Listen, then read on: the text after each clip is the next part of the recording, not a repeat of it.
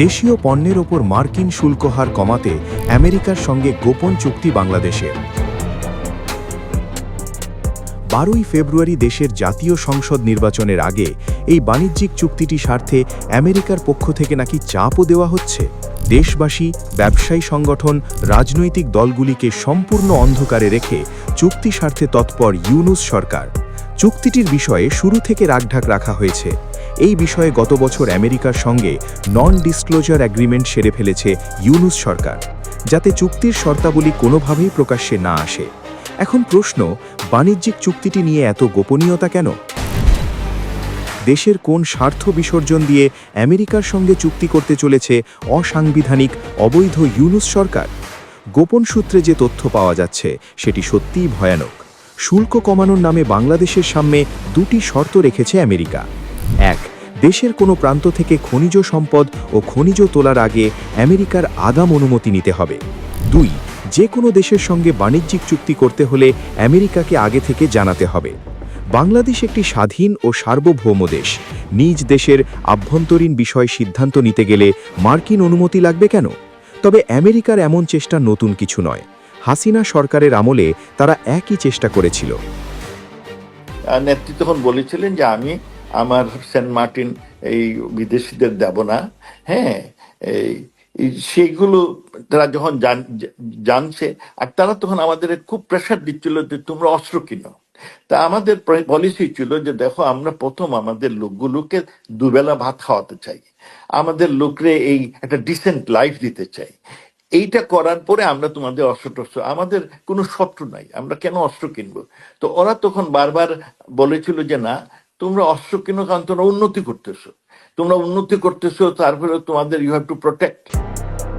হাসিনা কানে নেননি আমেরিকার অসম আবদার, কিন্তু ইউনূসের সময় ঠিক তার উল্টো ছবি দেখা যাচ্ছে। আমেরিকার হাতে দেশকে বিক্রি করে দিতে অতি উৎসাহী ইউনূস। আর সেই কারণেই হয়তো অন্তর্বর্তী সরকার থেকে বিদায় নেওয়ার আগে চুক্তি স্বার্থে এত তাড়াহুড়ো, এত ছটপটানি।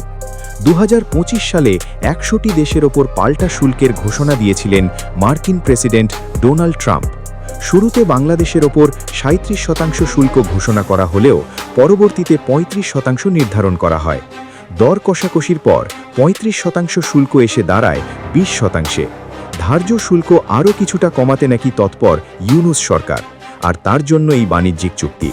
এদিকে নির্বাচনের আগে মার্কিন যুক্তরাষ্ট্রের সঙ্গে বাণিজ্য চুক্তি স্বাক্ষরের বিষয়টি রুটিন ওয়ার্ক হিসেবেই দেখছে বাংলাদেশ জামায়াত ইসলামী। আমেরিকার সঙ্গে বাণিজ্যিক চুক্তি করতে ইউনূস সরকারের এখতিয়ার নিয়ে প্রশ্ন উঠছে। ইউনূস অন্তর্বর্তী সরকারের প্রধান, যে সরকারের বিষয়ে সংবিধানে কোনো স্বীকৃতি নেই। কাজেই তিনি আমেরিকার সঙ্গে চুক্তি করছেন কিভাবে? যে চুক্তি করার কোনো এখতিয়ার সে বা তার অন্তর্বর্তী সরকারের নেই। এক্ষেত্রে নির্বাচনের পর এসব চুক্তির ভবিষ্যৎ নিয়ে প্রশ্ন থেকে যাবে। কাজেই আমেরিকার হুমকির মুখে ভবিষ্যতে দেশটি পড়ার সম্ভাবনা উড়িয়ে দেওয়া যাচ্ছে না।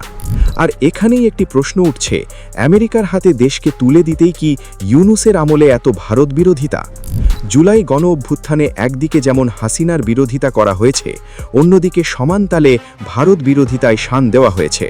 ওসমান হাদিদের রাস্তায় নেমে ভারত বিরোধী স্লোগান তুলতে দেখা গিয়েছে। আদতে লাভ কি কিছু হয়েছে? হাসিনাকে বলা হয় ভারতের 5 আটা দালাল, কিন্তু এই হাসিনার আমলেই ভারতের সঙ্গে কোনো চুক্তি গোপন থাকেনি। ইউনূসরা আমেরিকার দালালি করছেন। আদতে ইউনূসের মতো লোকেরা আপাতমস্তক একজন রাজাকার, গোলাম আজমদের মতো লোক। গোলাম আজম সেই জামাত নেতা যারা মনে করতেন স্বাধীন বাংলাদেশের পরিবর্তে দেশ পরাধীন থাকাই ভালো, কারণ দেশ পরাধীন থাকলেই তাদের মতো লোভী লোকেদের রাজনৈতিক স্বার্থসিদ্ধি হওয়া সম্ভব। ইউনূসরা গোলাম আজমদের দেখানো পথেই এগোচ্ছেন।